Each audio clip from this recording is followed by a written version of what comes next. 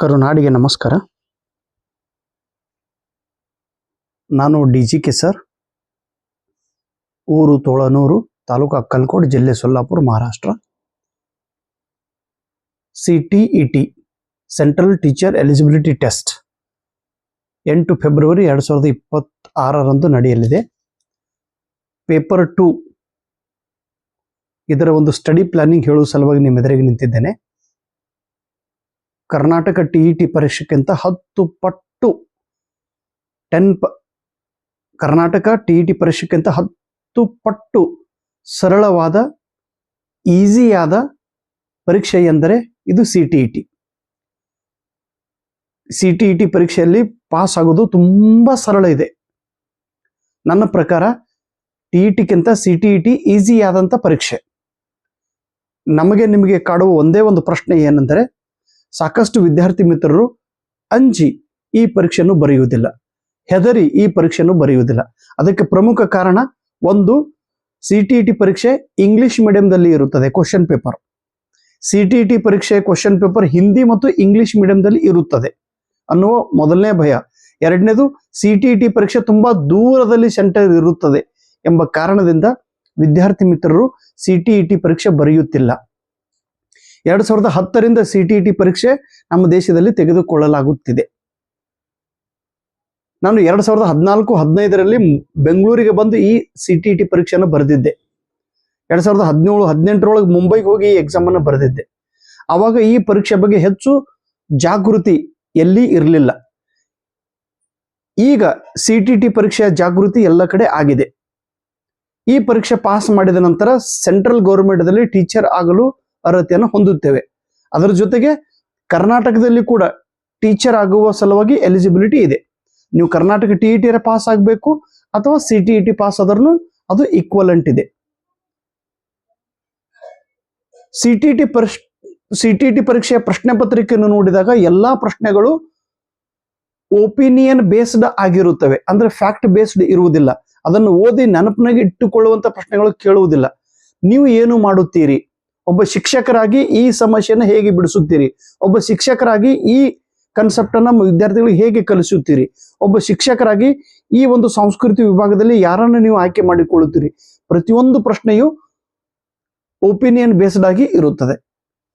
ಪ್ರಶ್ನೆ ಪತ್ರಿಕೆಯ ಸ್ವರೂಪ ನೋಡಿದಾಗ ನಿಮಗೆ ಕಾನ್ಫಿಡೆನ್ಸ್ ಬರುತ್ತದೆ. ಸೊ ದಯವಿಟ್ಟು ಈ ಪೇಪರ್ ಅನ್ನ ತಾವೆಲ್ಲರೂ ಬರೆಯಬೇಕು. ಇನ್ನು ಈ ಪೇಪರ್ 2 ಬರೆಯಬೇಕಾದ್ರೆ BA B.Ed ಕಂಪ್ಲೀಟ್ ಆಗಿರ್ಬೇಕು ಅಥವಾ BSc B.Ed ಕಂಪ್ಲೀಟ್ ಆಗಿರ್ಬೇಕು. B.Ed ಪದವಿಯನ್ನ ಹೊಂದಿರಲೇಬೇಕು. ನಿಜ ರೀ, B.Ed ಪಾಸ್ ಆದ್ರೂ ಬರಿಬಹುದು ಅಥವಾ B.Ed ಮಾಡದೇ ಇರಬಹುದು. ನೀವು BA ಆಗಿತ್ತಂದ್ರೂ ನೀವು ಎಕ್ಸಾಮ್ ಬರಿಬಹುದು ಅಥವಾ BSc ಆಗಿತ್ತಂದ್ರೂ ನೀವು ಎಕ್ಸಾಮ್ ಬರಿಬಹುದು. ಇದು 6 to 8 6ರಿಂದ 8 ಕ್ಲಾಸದ ವಿದ್ಯಾರ್ಥಿಗಳಿಗೆ ಪಾಠ ಬೋಧನೆ ಮಾಡುವಂತ ಅರ್ಹತೆ ಪಡೆಯುವಂತ ಸರ್ಟಿಫಿಕೇಟ್ ಇದು. ನಾನು ಸತತವಾಗಿ ಈ ಪರೀಕ್ಷೆಯನ್ನು ಅವಶ್ಯಕತೆ ಇಲ್ಲದೇನೆ ಬರೆದಿದ್ದೇನೆ.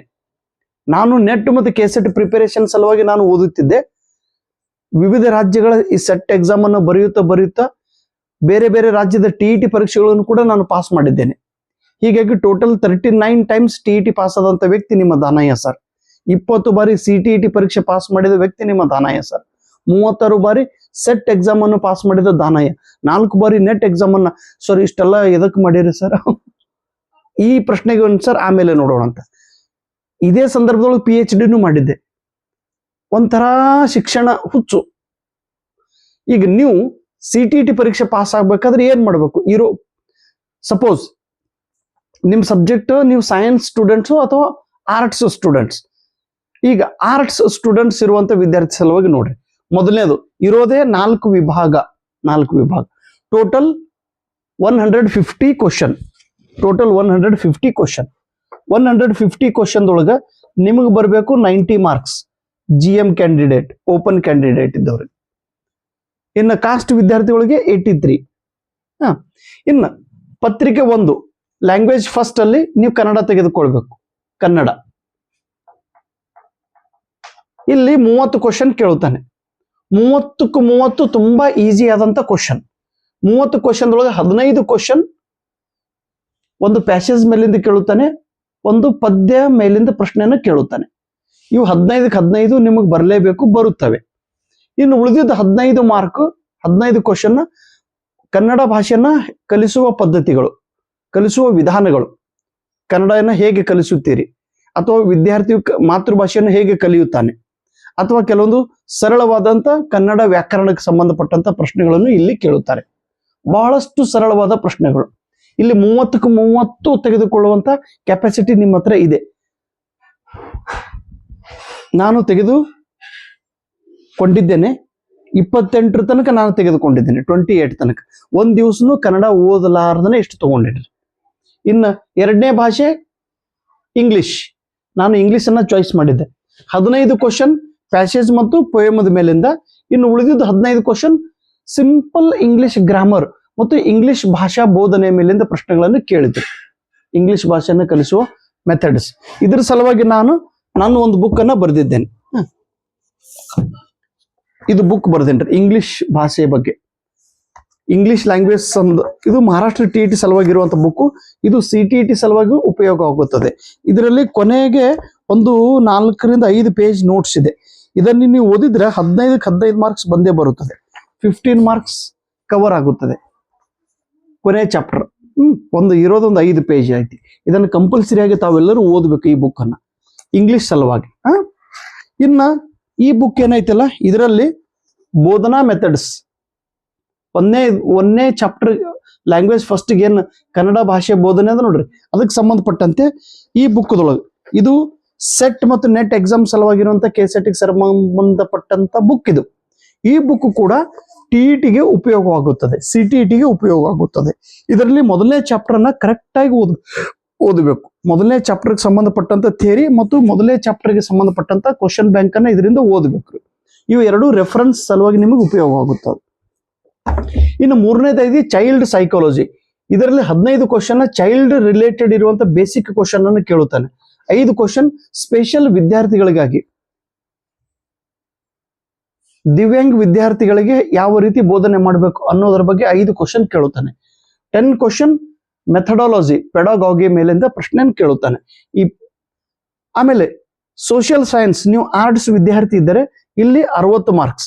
60 ಮಾರ್ಕ್ರಲ್ಲಿ 40 ಮಾರ್ಕ್ಸ್ ಇತಿಹಾಸಕ್ಕೆ ಸಂಬಂಧಪಟ್ಟಿದ್ದು, ಭೂಗೋಳಕ್ಕೆ ಸಂಬಂಧಪಟ್ಟಿದ್ದು, ಸೋಷಿಯಲ್ ಮತ್ತು ಪೊಲಿಟಿಕಲ್ ಅಂದ್ರೆ ಪೊಲಿಟಿಕಲ್ ಸೈನ್ಸ್ ಮತ್ತು ಇಕನಾಮಿಕ್ಸ್ 8th 9th ಈ ಸಿಲೆಬಸ್ ಆಧಾರಿತವಾಗಿರುವಂತಹ ವಿಷಯ ಜ್ಞಾನ, ಇತಿಹಾಸ, ಭೂಗೋಳ, ಸಮಾಜ ವಿಜ್ಞಾನ. ಇದರಲ್ಲಿ ಸೋಷಿಯಲ್ ಮತ್ತು political science, economics, political science, civics.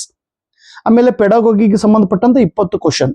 ಇದು ಅಂತೂ ಬಹಳ ಸರಳ ಇರ್ತೈತಿ. 20 ಕ್ವಶನ್ ಇದು ವಿಷಯ ಜ್ಞಾನದ ಆಧಾರಿತವಾಗಿ. ಹಿಂಗ ಟೋಟಲ್ 150 ಕ್ವಶನ್. ಈ 150 ಕ್ವಶನ್ ಒಳಗೆ ನೋಡ್ರಿ,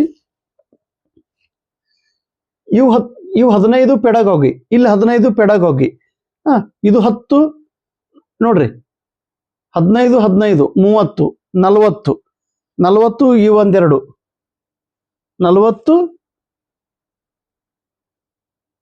60 ಮಾರ್ಕ್ಸ್ ಕೇವಲ ಬೋಧನೆ ಮೇಲಿಂದ ಪ್ರಶ್ನೆಗಳನ್ನು ಕೇಳುತ್ತಾನೆ, ಟೀಚಿಂಗ್ ಆಪ್ಟಿಟ್ಯೂಡ್ ಮೇಲಿಂದ ಪ್ರಶ್ನೆಯನ್ನು ಕೇಳುತ್ತಾನೆ.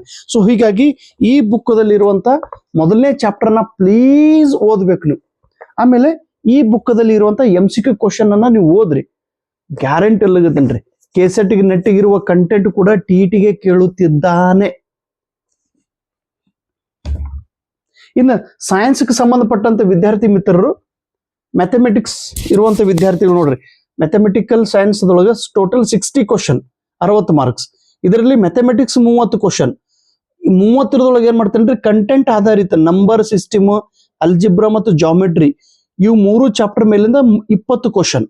ಮತ್ತು ಗಣಿತ ಅಧ್ಯಾಪನ ಪದ್ಧತಿ, ಗಣಿತ ಬೋಧನೆಯ ವಿಧಾನದ ಮೇಲಿಂದ 10 ಕ್ವಶನ್ ಪೆಡಾಗೋಗಿ ಮೇಲಿಂದ. ಆಮೇಲೆ ಇಲ್ಲಿ ಸೈನ್ಸ್ ವಿಜ್ಞಾನಕ್ಕೆ ಸಂಬಂಧಪಟ್ಟಿದ್ದು 30 ಕ್ವಶನ್, 20 ಕ್ವಶನ್ ಕಂಟೆಂಟ್ ಬೇಸ್ಡ್. ಇದರಲ್ಲಿ food, material, natural resource, human, moving things ಇದ್ರ ಮೇಲೆ ಪ್ರಶ್ನೆ ಕೇಳುತ್ತಾನೆ. 10 ಕ್ವಶನ್ ಪೆಡಾಗೋಗಿಂದ ಮೇಲಿಂದ.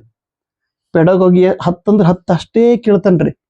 CTET ಪರೀಕ್ಷೆದೊಳಗ ಕ್ಲಾರಿಟಿ ಇದೆ, ಕನ್ಸೈಸ್, ಶಾರ್ಟ್ ಆಗಿ, ಕರೆಕ್ಟ್ ಆಗಿ, ಬಹಳ ಸಿಸ್ಟಮೆಟಿಕ್ ಪ್ರಶ್ನೆಯನ್ನು ಕೇಳುತ್ತಾರೆ.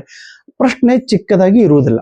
CTET ಪ್ರಶ್ನೆ ದೊಡ್ಡದಾಗಿ ಉದ್ದುದ್ದು ಪ್ರಶ್ನೆ ಇರ್ತಾವ್ರಿ. ಅಲ್ಲೇನು ಸಣ್ಣ ಸಣ್ಣ ಪ್ರಶ್ನೆ ಇರಂಗಿಲ್ಲ. ಒಂದೇ ವಾಕ್ಯದೊಳಗೆ ಕ್ವಶನ್ ಇರುವುದಿಲ್ಲ.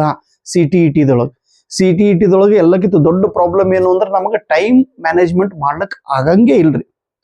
ನೀವು ಎಷ್ಟು ಬುದ್ಧಿವಂತರು ಇದ್ರು ಮತ್ತೆ ಕೊನೆಗೆ ಒಂದು 20 ಕ್ವಶನ್ ಸುಮ್ಮ ಕಣ್ಣು ಮುಚ್ಚಿ ದೇವ್ರ ಅಂಕೆ ಹಾಕ್ಬೇಕಾಗ್ತಾರೆ. ಇದು ನನ್ನ ಅನುಭವ ರೀ. 20 ಬಾರಿ ಎಕ್ಸಾಮ್ ಬರೆದ್ರು ಕೊನೆಗೆ ಒಂದು 20 ಕ್ವಶನ್ ಹಂಗೆ ನಾವೆಲ್ಲ ಅಂತಿದೀವಿ ಟೈಮ್ ಮ್ಯಾನೇಜ್ಮೆಂಟ್ ಮಾಡ್ಬೇಕಂತೇಳಿ. ಆಗಂಗೆ ಇಲ್ರಿ.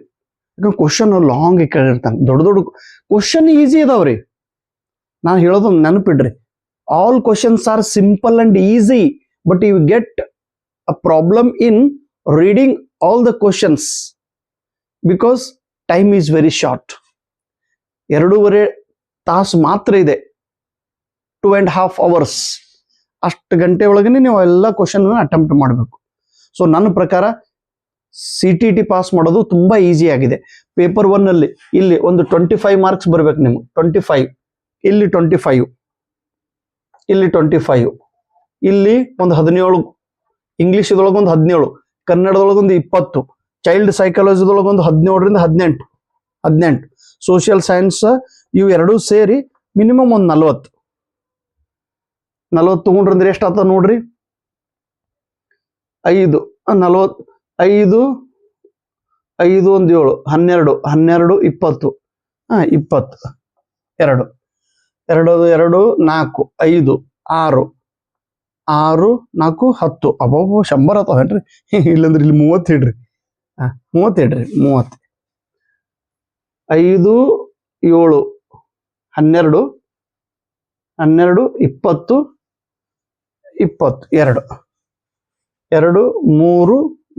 4 4 3 6 7 8 9 90 ಮಾರ್ಕ್ಸ್. ಎಸ್, ಇಷ್ಟು ಈಜಿ ಐತಿ ನೋಡ್ರಿ. ಭಾಳ ಈಸಿ ಇದು ನನ್ನ ಪ್ರಕಾರ ಅಂತೂ. CTET simple. ದಾನಯ್ಯ ಸರ್ ಕೇವಲ ನೆಟ್ ಮತ್ತು KCET ಓದುವಾಗನೇ ಸುಮ್ಮನೆ ಬರೆದಂತ ಎಕ್ಸಾಮ್ ಇದು. ಈಗ ಗೌರ್ಮೆಂಟ್ದವರು ಕಂಪಲ್ಸರಿ ಮಾಡಿದ್ದಾರೆ ಎಲ್ಲ ಟೀಚರ್ಸ್ ಇದ್ದವ್ರಿಗೆ. ಸೊ ಪ್ಲೀಸ್ ಈ ಎಕ್ಸಾಮ್ ಅನ್ನ ತುಂಬಾ ಪಾಸಿಟಿವ್ ಆಗಿ ಎಕ್ಸಾಮ್ ಕಡೆಗೆ ನೋಡಿ ಎಕ್ಸಾಮ್ ಅನ್ನ ಅಟೆಂಡ್ ಮಾಡ್ರಿ. ಒಂದು ಬಾರಿ ಫೇಲ್ ಆದ್ರೂ okay, no problem. Next syllabus change ಮಾಡೋರು ಅದಾರೆ. ಮುಂದಿನ CTET ಎಕ್ಸಾಮ್ ಏನೈತಿಲ್ಲ ಅದು 4 ಪ್ರಕಾರದ CTET. 1 2 3 4 4 ಈಗಿರೋದು 2 TET. ಸೈನ್ಸ್ದೊಳಗೂ ನೋಡ್ರಿ ಈ ರೀತಿ ನಾನು ಮೆಥಡ್ ಹೇಳಿನಿ. ನಿಮ್ದು ಹೇಗಿದೆ ಆ ರೀತಿ ಅದನ್ನ ಫಾಲೋ ಮಾಡ್ರಿ. ಸಾಧ್ಯ ಆದ್ರೆ ನಾನು ಬರೆದಿದ್ದ ಬುಕ್ ಅನ್ನ ತೆಗೆದುಕೊಂಡು ರೆಫರ್ ಮಾಡ್ರಿ. ಟೈಮ್ ತುಂಬಾ ಕಡಿಮೆ ಇದೆ. ಇಲ್ಲಾಂದ್ರೂ ಈ ರೀತಿ ಫಾಲೋ ಮಾಡ್ರಿ. ಆಯ್ತು ಅಂದ್ರೆ ಕೆಲವೊಂದು ಕಾನ್ಸೆಪ್ಟ್ ಅನ್ನ ಹೇಳೋ ಪ್ರಯತ್ನ ನಾನು ಮಾಡುತ್ತೇನೆ. ಯಾಕಂದ್ರೆ ಟೈಮ್, ನಾನು ಇಲ್ಲಿ ಒಂದು ಶಾಲೆ ಒಳಗೆ ಕೆಲಸ ಮಾಡ್ತಾ ಇದ್ದೀನಿ ರೀ. ಟೈಮ್ ತುಂಬಾ ಕಡಿಮೆ ಇದೆ. ಶಾಲೆ ಡ್ಯೂಟಿ ಮಾಡ್ಕೊಂತು ಮನಿ ಜವಾಬ್ದಾರಿ ಹೊತ್ಕೊಂಡು ನಿಮ್ಗೆ ಪಾಠ ಮಾಡೋದು ಬಹಳ ಡಿಫಿಕಲ್ಟ್ ಕೆಲಸ. ಬಟ್ ಆದ್ರೂ ಏನೋ ಸುಮ್ಮನೆ ಒಂದು ಸಣ್ಣ ಪ್ರಯತ್ನ ನಿಮಗೋಸ್ಕರ ನಾನು ಮಾಡಲು ಸಿದ್ಧನಾಗಿದ್ದೇನೆ. Thank you so much. ನಮಸ್ಕಾರ.